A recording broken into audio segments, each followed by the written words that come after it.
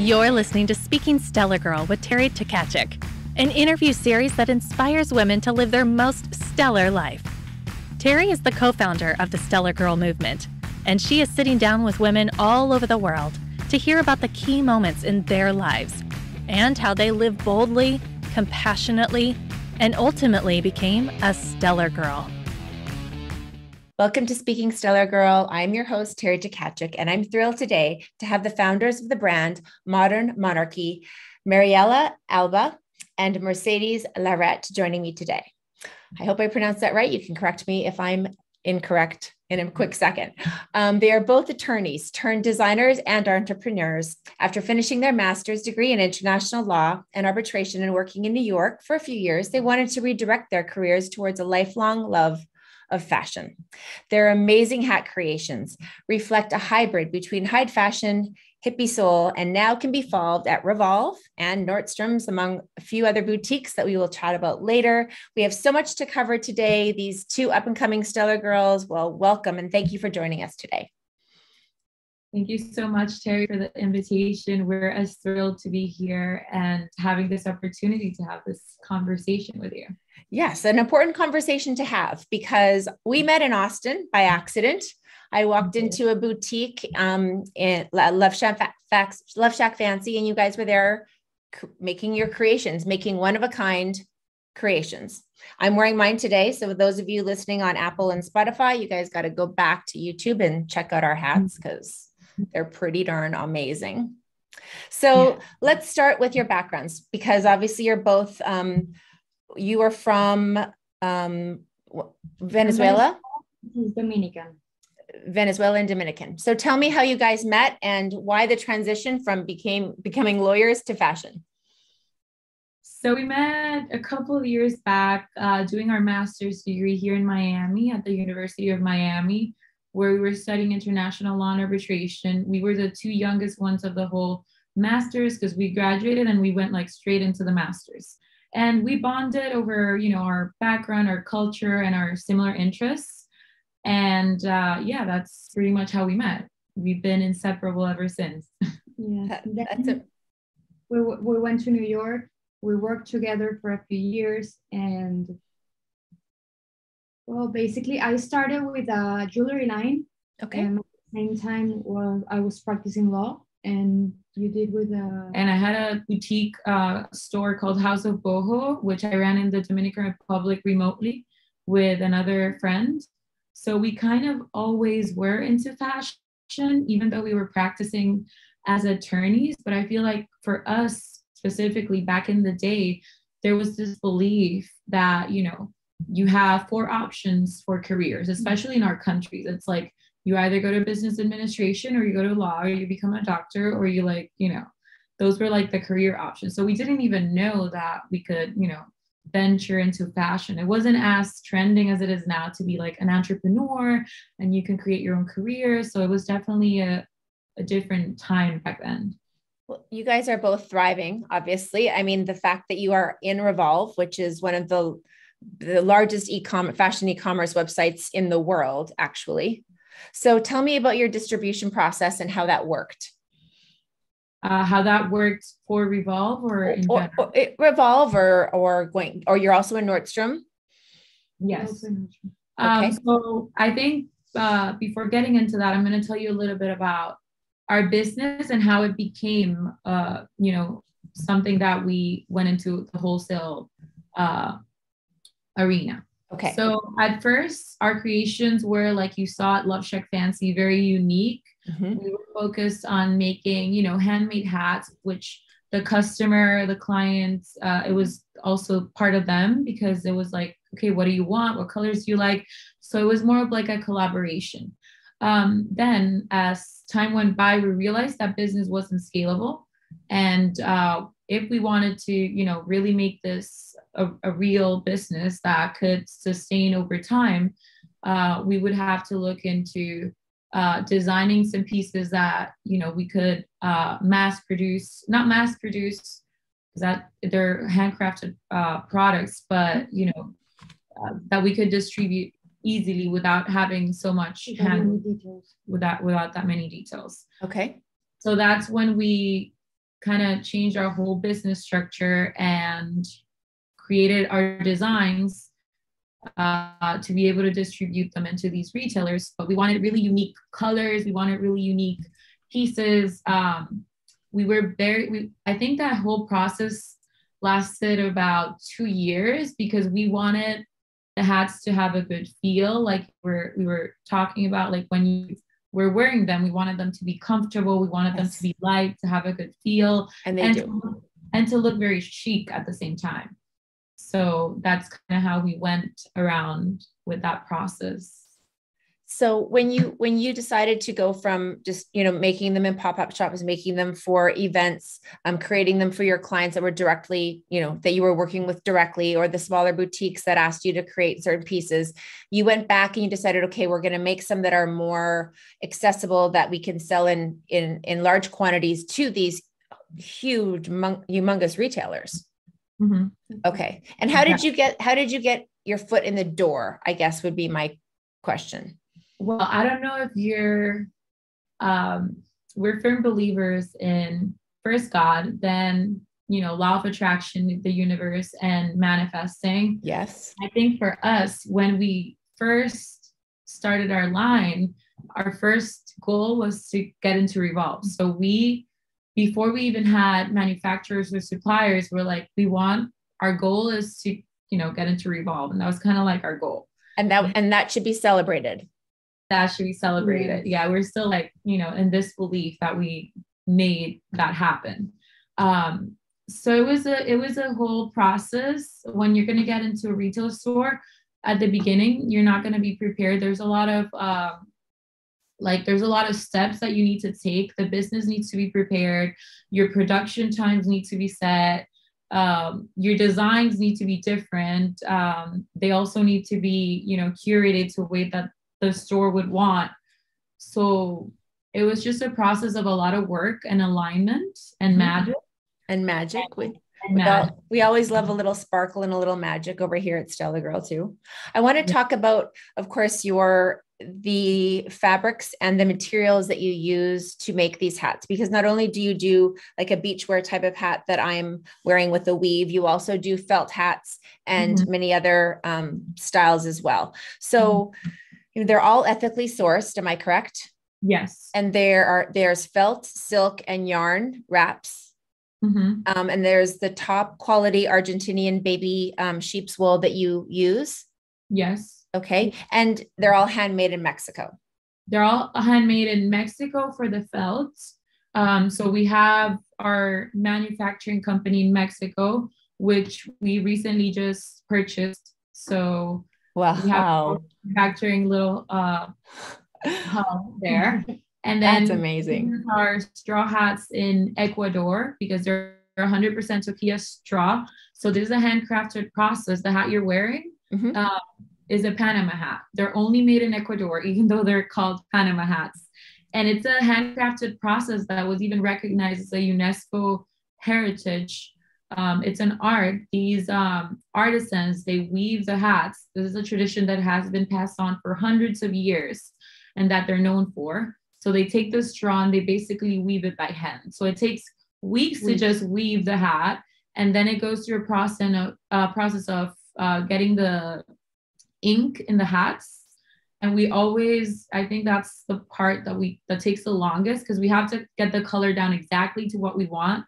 And because it's a natural straw, there's sometimes trial and error before you create the color and the design. Of course. And then it goes into the process of like the most fun part for us, which is accessorizing it, trimming it. And some designs are so beautiful that they look good as is. Like they look good on their own. So we also have these are some crochet buckets that are coming into Revolve. So this is a sneak peek. So imagine they just take straw with different colors and then they just weave them together. It's an art. Yeah, they have to color every It's like how you do with macrame and crochet. It's an art. Okay, I need to have one of those. I'm going to Santorini.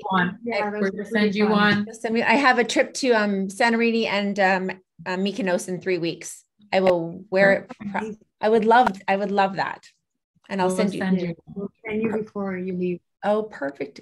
That's super exciting. Okay. So let's talk about how you did your 360 or your 180, because you basically started as attorneys and decided, okay, you're going to go from law arbitration, which is a huge jump, into the creative fashion world. And it could be scary for others. So what advice do you have for girls who are in that field that are thinking, okay, I'm going to be in business, I'm going to be a doctor, I'm going to be a lawyer, but my passion is photography, fashion, something in the arts? What advice would you give them? I think just listen to your heart and what really drives you and what you can do for hours and it doesn't feel like work, because ultimately, if you want to succeed in something, you're going to have to work a lot and you're going to have to work very, very hard. So you might as well work in something that fulfills your soul, that you enjoy, that gives you a sense of happiness when you're doing it, when you're talking about it, when you're creating it. Yes. So I think just follow your heart. And, like we did at the beginning, we each individually had our separate companies while we were still doing law. So if you're in a career and you're still unsure, because sometimes it can be an idea, but sometimes that can really develop into a passion and a business format. So just start as a side job, start on the weekend, start exploring, learning about this other thing while you still have your career, to see, if that's really what you're called to do. Mm-hmm. And how do you guys work together? What's your team like? Do you have many other people working with you? Obviously you have your hat makers themselves in Mexico and in Ecuador who create the hats. What about the team? Is it just the two of you going, okay, we're doing everything right now. We're doing social media. We're doing all of our own marketing. We're doing, obviously you can take care of your own legal requirements, your trademarks, your licenses. We do. So no one try to mess with us, because you're going to get a legal letter, which actually has already tried to happen. Yeah. They've tried to knock off what you're doing. They've tried to, kind of not knock off what we're doing, but, allege certain things that were defamation, and, they get served with a cease and desist letter. And they complied. Well, don't mess with you two. Exactly. Heck no. So do you love the United States? Do you want to be back in your home countries? Do you like it here? Do you find that this is your home now? Do you love New York and Miami? And you love to travel. So do you ever think about, going back home, or is this your home? This is it. I think this is already our home. We have been here for the last 13 years, but we love to travel. I mean, we can complain, we can travel at least once a month. So yes, you have to see a new country once a month. Yes.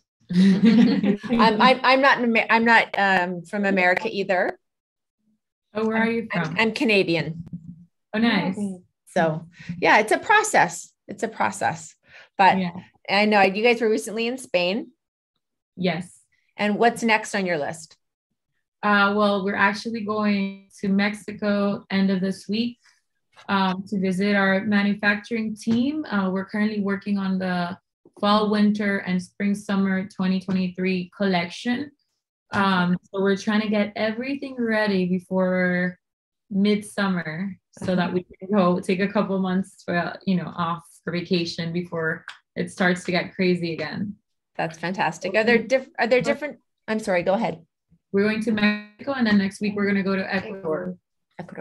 So what are your roles in the company? Do you both design? Do you both create? Do you both do the legalities? Like do you have separate roles?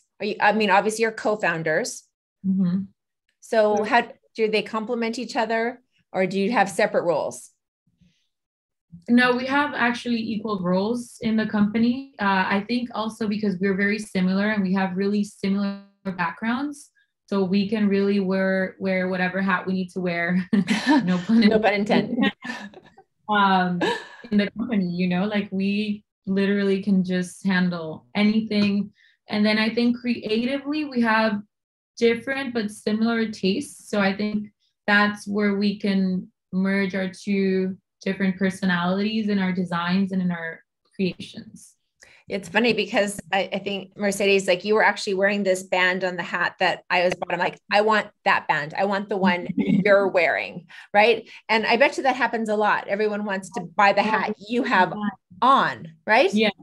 Like they're like, looks so good on you. I want that one. Right. So they can feel that feeling of that joy that you guys exude, the energy that you give when you're wearing your creations. I just think is so amazing. Because I feel the same way when I put my lotion on and someone says, oh my gosh, like, where did you get that lotion? I'm like, I'll send you some. Here's a sample. Like, because you want them to feel the same feeling and the same joy and energy that you bring to your creations. Yeah. And that's what, when you do something from your soul, like when you are passionate about something, I think that's what it is. And it's reflected in how you are and everything that you do and how you live your best life. Which is, I'm going to ask you guys a question about how, because women these days, we thrive, we're empowered, we have the power, we can do anything we want, right? Correct? We are. You're shining examples of that. Yes. So when you're being your own self, when you're using your own voice, when you're bringing your creations to life, why is it so hard for women to say that they are proud of their successes and to take ownership, and also accept their failures at the same breath? So how can you, do you feel that you can say, we've made it, we're getting there, we don't believe in mediocrity, and we are proud of what we do? Yes, 100% we can say that. Do you feel do you feel that you're stellar? Yes. Definitely. Definitely. We feel that we're stellar. Fantastic. But I do think that a lot of that for women comes from the stigma and the competition that we've, grown up into receive. And I think we've seen a lot of that, sadly, even in our career. The hat industry is a very, very small industry. And there's other women that, also make hats that are not really, weren't really nice to us at the beginning. They try to kind of, bring us down or not empower us. And I think I would tell anyone, just do not listen to anyone. Be focused. Just look forward. Do not listen to all the outside noise, competition, or any of that. All that matters is what you want. Your voice is important, and, empower yourself and don't listen to that. Just keep going. There's room for everyone to succeed. Exactly. How many clothing companies and designers are there all over the world? Exactly. Probably 1 million, right? For all different price points, different, styles. Obviously, everyone has their own unique style. Your hats are unique to you. Exactly. And there's room for another 20 zillion hat companies out there. Right? There's room for all of us to succeed. And in order for all of us to succeed, we have to be able to lead with kindness and be compassionate towards others and even help people who are trying to get into the same industry. Correct. Yeah, of course. Because I received a lot of help and I had a lot of mentors who were in the same space, but it doesn't mean that they didn't want me to succeed. And that's what we need to change. And at Stellar Girl, we're trying to change that narrative, that there's room for everybody to celebrate each other. Because men, I hate to say it, but they're like, I'm the best at basketball. I'm the best golfer that ever lived. I'm the best at this. And they want to hang around those types of people. Women, it's not as easy. It's not as easy to say out loud, and it's not as easy to be accepted in that space. And that's why I love what you're doing. You're giving them a place, a safe space, it's so they can express their voice, and so other women can also feel inspired. Yes, I can own this. I made this. I built this. And also I think celebrate every little success. You don't have to wait until you get into Revolve for that. Every little thing. I got my manufacturing company today. I got this. Like every step of the way, it's very important to celebrate and achieve, because that's a step closer to your dreams, and you made that happen. So. I love that mindset, because it's the micro changes, because we're not going to be moving 100% all the time. We're not going to all get into Revolve. We're not all going to do these, but every little boutique, every little small store along the way, everything is going to lead to that. And it's the micro change. It's the micro celebrations. Well, we at Stellar Girl celebrate you. We stellarbrate you.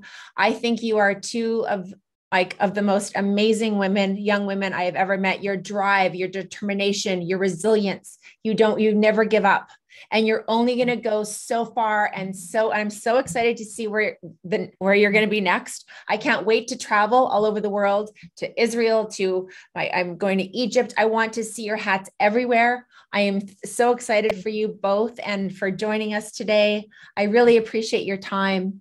You're both incredible Stellar Girls, and it was lovely to see you both again. Thank you, Teri. It was an honor to be here and to meet you. You yourself are the definition of a Stellar Girl, and you're amazing. Your energy, your drive, like everything that you said to us, we're a mirror to like, what you are. You're amazing. Thank you so much. Right back at you, girls, and have a beautiful rest of your day. I'll see you on the other side. Thanks for tuning in to today's episode. Make sure you subscribe to our YouTube channel and hit that bell icon to be notified of new episodes. To learn more about the Stellar Girl movement, please visit us at stellargirl.com.